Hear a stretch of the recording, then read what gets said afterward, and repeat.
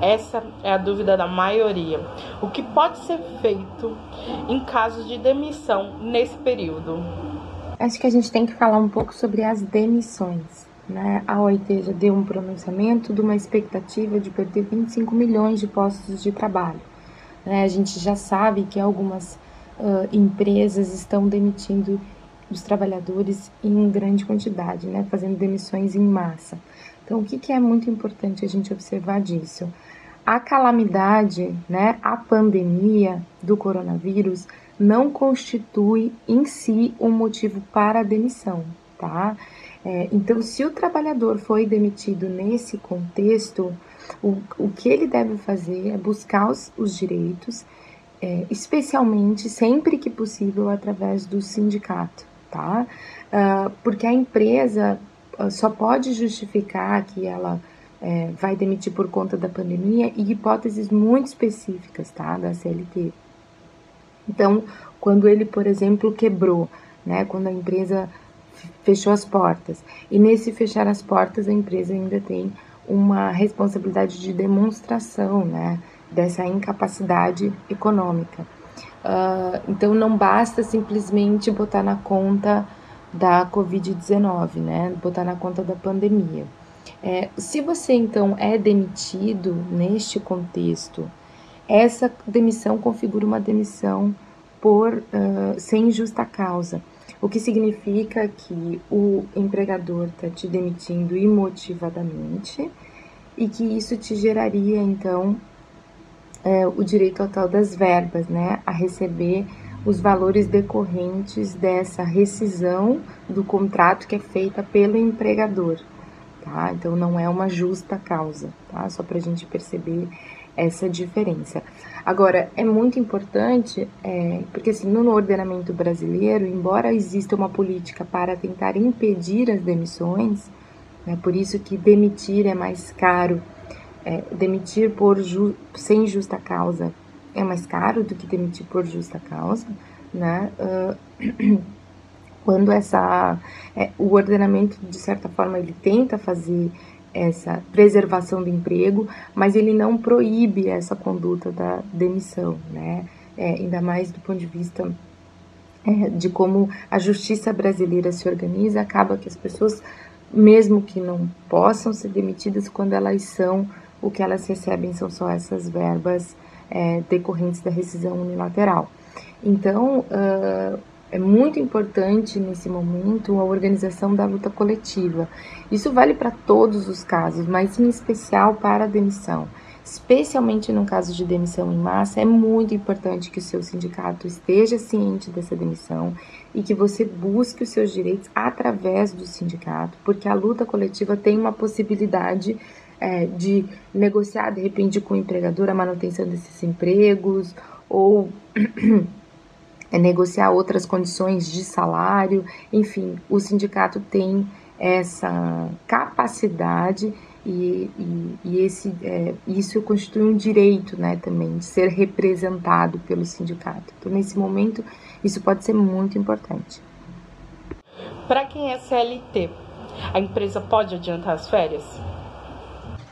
Segundo a MP 927, você pode ter o adiantamento das suas férias, né? A MP também privilegia o contrato de trabalho, uma assinatura de uma espécie de termo individual que o trabalhador faria diretamente com seu empregador. A questão é que isso deixa o trabalhador bastante fragilizado, tá? Essa MP, dentre várias outras coisas não positivas e de precarização da vida dos trabalhadores, ela recebeu 4 medidas de inconstitucionalidade no STF. Então, isso quer dizer que ela está sendo muito discutida, muito atacada, porque ela fragiliza demais a relação de emprego, né? Ainda mais no momento de pandemia. Então, além do artigo polêmico que foi retirado, que previa a suspensão do contrato de trabalho, ou seja, 4 meses sem receber, ela também coloca o trabalhador numa situação de aumento extenuante de jornada, né, de realização de hora extras por tempo indeterminado e, em resumo, né, dessa possibilidade de contratação individual, e isso atinge as férias. Então, claro que isso parece uma alternativa, mas o que quer dizer adiantamento de férias?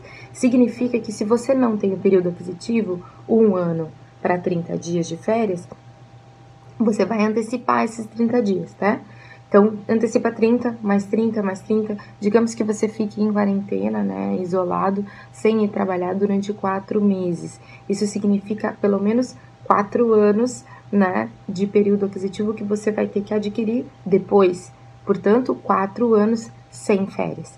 Então, a gente vê essa medida de forma muito preocupante, porque 4 anos sem férias é demais, né? Significa que você não vai parar de trabalhar, não vai ter o teu direito a descanso.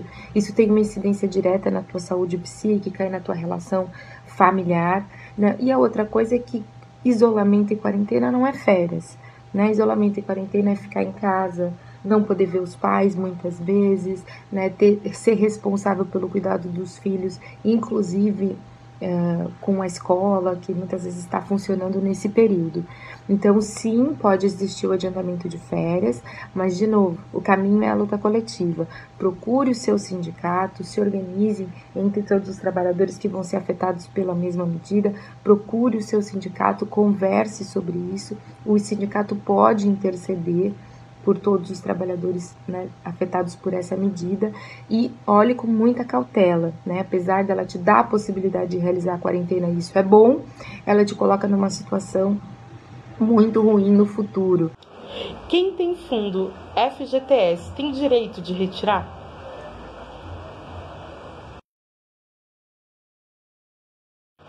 Recebi muitas perguntas que não estão relacionadas ao direito trabalhista, mas por ser uma dúvida de uma grande maioria, eu vou fazer essas perguntas que é: durante esse período teremos desconto na conta de água e luz? E se eu não pagar o aluguel por não ter dinheiro, por não estar recebendo um salário, quais são as consequências disso? Acho que a gente também pode responder um pouco sobre os outros direitos, né? Luz, água, telefone, possibilidade de despejo, se tem alguma forma de receber renda de outras entidades, né, de outras instituições públicas. Então, acho que a resposta mais direta é: muitas pessoas, parlamentares especialmente, têm feito um movimento de preservação da qualidade de vida dos brasileiros nesse momento, né? Especialmente para as pessoas mais vulneráveis, aquelas que não têm trabalho, ou porque foram demitidas, ou porque estavam desempregadas ou na informalidade antes, né? A gente já tem, são pelo menos 50 milhões de brasileiros desempregados ou informais, então é um público importante, uma fatia importante da classe que vive no trabalho no Brasil. Então, alguns movimentos estão sendo feitos, tá? É importante que você se informe por um advogado da sua confiança, a defensoria pública, se você não tiver dinheiro para pagar um advogado, ou usar a sua, né, entidade, enfim, alguma entidade ou organização que você esteja vinculado, né? A luta coletiva, eu tenho insistido, é um grande caminho para a garantia de direitos, né? Agora, a gente sabe que existem algumas formas de se defender se você estiver enfrentando um despejo. É importante que você procure um advogado, porque há possibilidade de manutenção no imóvel. Luz, água e telefone, muitas ações civis públicas, projetos de lei estão tramitando no país, mas a gente tem percebido um movimento no seguinte sentido: você precisa continuar pagando sua água, sua luz, seu telefone, mas especialmente com relação à água e luz, você não pode ter esse serviço cortado caso você não possa pagar. Então é uma linha tênue aí, não quer dizer que você não deva pagar, mas quer dizer que você não pode ser prejudicado de forma excessiva caso você não tenha condições de pagar por conta da pandemia, né? Um motivo de força maior. O mesmo vale, assim, para outras questões envolvendo a sua vida contratual.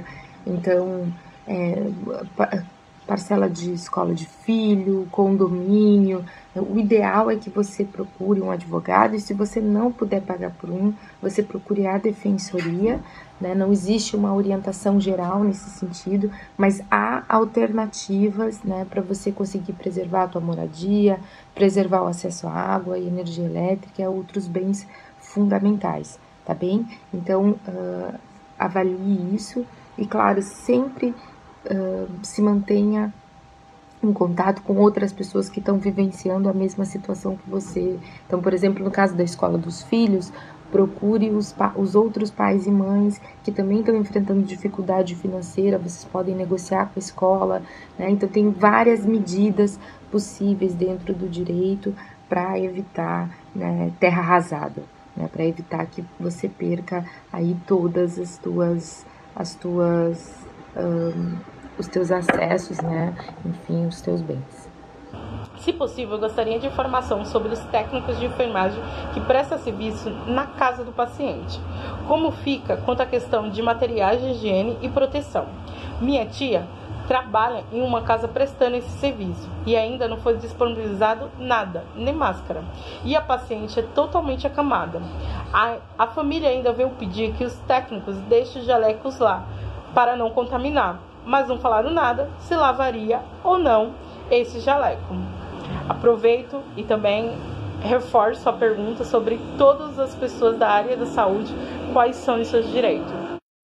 Todo empregador tem o dever de zelo por aquele trabalho, né? Então, junto com o poder diretivo, né? O poder de dizer o que o trabalhador vai fazer, como que vai fazer, vem a responsabilidade, né? E a responsabilidade envolve a saúde e a integridade física dessa pessoa. Então, sim, deve oferecer EPI e deve oferecer da forma adequada. Então, o que a gente tem observado, por exemplo, é que alguns trabalhadores de supermercado têm só um álcool gel que borrifa nas mãos de tempos em tempos, né? Dependendo se essa pessoa está em proximidade com alguns materiais, outros cuidados são necessários, né? Então, sim, a resposta é sim. E se você não está recebendo EPI, não está recebendo os cuidados adequados, você pode procurar o Sindicato das Trabalhadoras Domésticas. Se não houver na sua cidade, procure a FENATRAD, que é a Federação das Trabalhadoras Domésticas, e denuncie ao Ministério Público do Trabalho, tá? O cuidado com a sua saúde é essencial e nesse momento mais do que tudo, tá bem?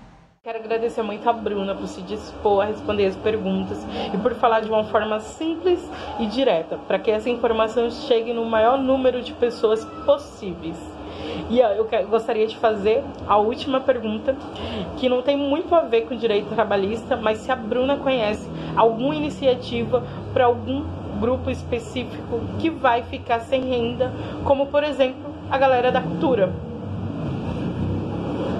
Eu fico muito feliz com o convite, Kate, tu sabe, né? A gente se apoia mutuamente, acho que é isso que tem que acontecer. Acho que mais do que tudo pelo teu trabalho e o teu envolvimento no momento tão importante do país. E daí eu acho assim, pra galera né, a galera da cultura, acho que a luta coletiva é sempre uma saída. A gente tem observado aí grupos, artistas cobrando iniciativas do poder público para repasse de valores que estavam em editais, né, mesmo que os espetáculos não sejam realizados. A gente tem visto um envolvimento do pessoal da cultura de apoio mútuo, né, criando iniciativas como vaquinha ou mesmo cobrando mesmo do Estado, né, essa possibilidade de sobrevivência nesse período. Então, acho que é fundamental a gente se ajudar, acho que um pouco do movimento que a gente está tentando fazer aqui, né, entre nós, mas acho que é isso, assim, da galera se reunir, se olhar, pensar iniciativas juntos, né, acho realmente que essa ideia de possibilidade de acesso a valores dos editais é uma uma coisa muito incrível, porque são fundos que já estavam alocados para a cultura, né? Então, claro que dentro da tua cidade, do teu estado, isso vai ter diferença, vai ter outras alternativas, mas busque, procure, é sempre importante estar junto, né? O pessoal da cultura sempre é muito ligado nessas iniciativas do poder público, então acho que é tentar efetivá-las, né?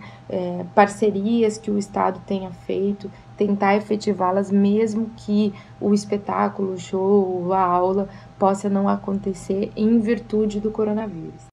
Nessa linha de possibilidades de outros acessos, acho que é importante a gente falar do BPC, que é o benefício de prestação continuada da Lei Orgânica da Assistência Social. Esse BPC, ele é um benefício de um salário mínimo para pessoas que recebam menos de 1/4 de salário mínimo por cabeça na família e sejam deficientes ou idosos, tá? Então, se você acha que alguém da sua família se enquadra, ou mesmo você se enquadra nessa possibilidade, busque a Defensoria Pública para conversar se você realmente tem direito a esse benefício, tá? Isso pode ser uma alternativa para ter um salário mínimo em caso da família perder, descapitalizar, né, perder toda a renda. Também, nesse sentido, acho que vale pontuar que os serviços de assistência e acolhimento estão funcionando, porque são considerados serviços essenciais, e o SUAS é, né, um sistema incrível de assistência social, e ele é um espaço também para receber pessoas que estão numa situação de vulnerabilidade, algo que infelizmente pode acontecer nessas próximas semanas, né, em grande escala.